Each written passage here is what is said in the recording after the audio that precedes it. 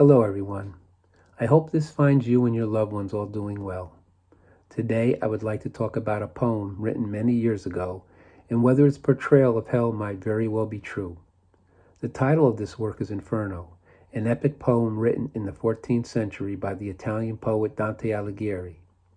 The story is about Dante, guided by the poet Virgil and his descent through the 9 circles of hell, eventually arriving at the center where Satan resides.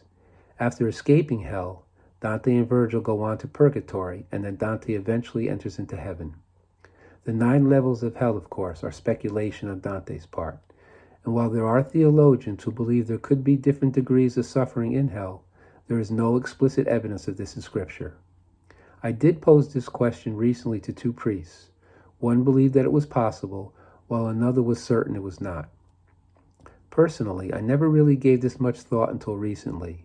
Hell is hell, and regardless if there are different levels of suffering or not, no one in their right mind would want to experience any kind of never-ending suffering at any level. But here's what got me thinking.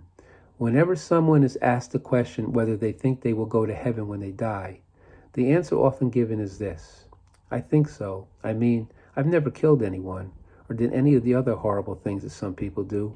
Why wouldn't I go to heaven? When you think about it, doesn't this response make you feel a little bit uneasy? We have a tendency to compare ourselves to the worst of the worst, some would say as despicable as Hitler, and I believe this gives us a false sense of security. Because what if there are different levels of suffering in hell?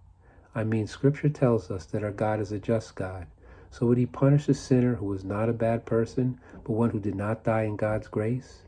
Scripture tells us yes, but would he punish them as severely as a mass murderer? I don't know. Many Christians today are what some are called Christers, meaning they only attend Mass on Christmas and Easter. They believe, but a total commitment seems to be lacking. But is that okay? Is that enough? Here's what Jesus says about this. How I wish you were one or the other, hot or cold. Because you are lukewarm, neither hot nor cold, I will spew you out of my mouth.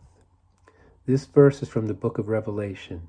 I remember my reaction the first time I came across it and actually understood what was being said. The realization that half-hearted commitment to the faith is actually nauseating to Jesus, more hurtful than someone who does not even believe at all. And there are a lot of good people in this world who are lukewarm in their faith. At times, I wonder if this could be me too. And this is worrisome because Scripture tells us that very few will find their way to the narrow gate that leads to everlasting life. Very few. So whether there are different levels of suffering in hell or not, we must not make the mistake of comparing ourselves to others. God will judge us solely on our own commitment to him and how much we have loved. So please do everything you possibly can to make God the most important thing in your life. Center your entire life around him. So when that day comes that you go before him, you will hear the words that every Christian longs to hear. Well done, my good and faithful servant.